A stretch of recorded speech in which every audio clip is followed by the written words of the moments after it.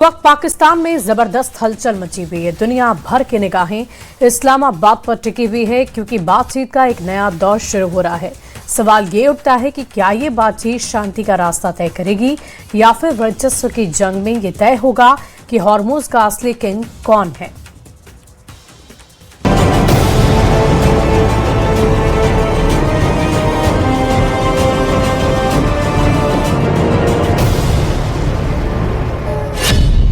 चौबीस घंटे में पश्चिम एशिया की तकदीर तय होने वाली है।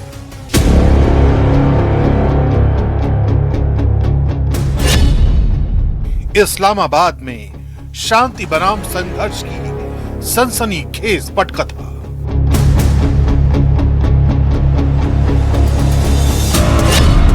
हॉर्मुज पर वर्चस्व की जंग या कूटनीतिक समझौता।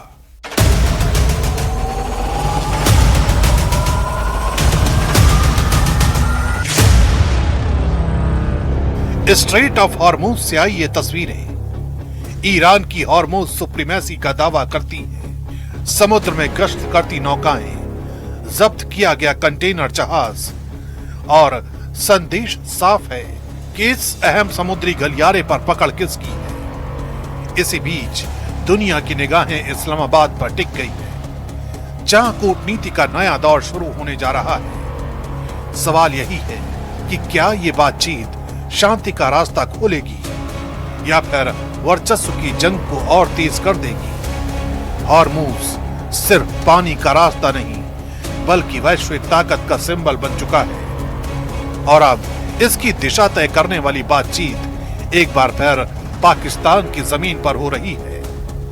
अमेरिका के राष्ट्रपति डोनाल्ड ट्रंप ने अपने विशेष दूत स्टीव विटकॉफ और दामाद जेरेड कुशनर को इस नई पीस टॉक के लिए आगे किया है।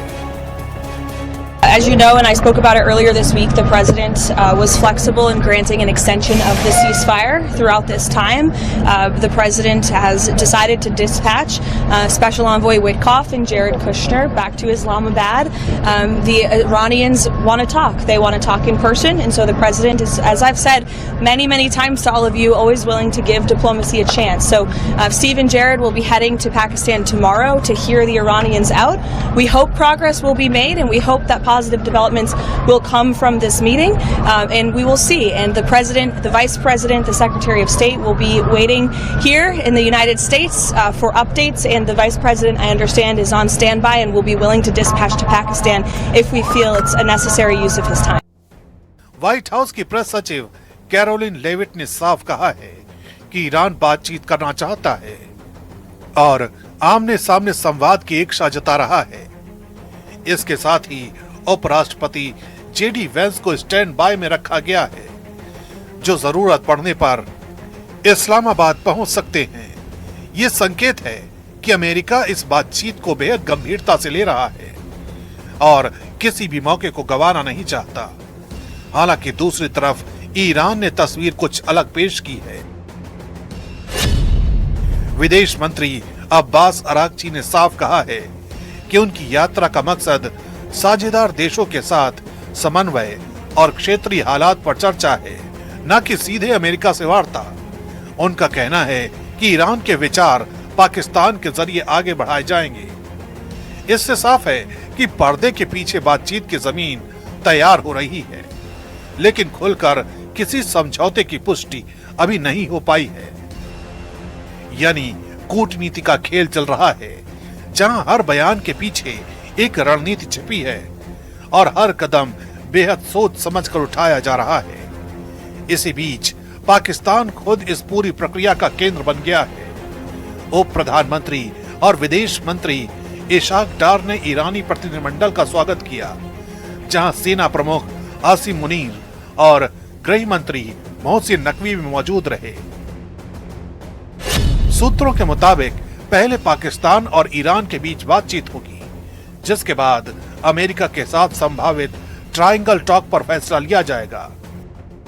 ये साफ संकेत है कि इस्लामाबाद अब सिर्फ मेजबान नहीं बल्कि एक एक्टिव मीडिएटर की भूमिका निभा रहा है, जो पूरे समीकरण को प्रभावित कर सकता है। लेकिन इस पूरी कूटनीतिक हलचल के बीच असली कहानी हॉर्मुज में लिखी जा रही है। स्ट्रेट ऑफ हॉर्मुज पर ईरान का दावा है कि उसका पूरा नियंत्रण है, जबकि डोनाल्ड ट्रंप ने हाल ही में कहा है कि ईरान की नौसेना कमजोर हो चुकी है। यही विरोधाभास इस संघर्ष की असली तस्वीर दिखाता है। एक तरफ ताकत का प्रदर्शन, दूसरी तरफ बातचीत की कोशिश। अब देखना होगा कि पाकिस्तान की जमीन पर होने वाली ये बातचीत शांति की दिशा तय करती है या फिर ये तय करती है कि हॉर्मुज का असली किंग कौन है।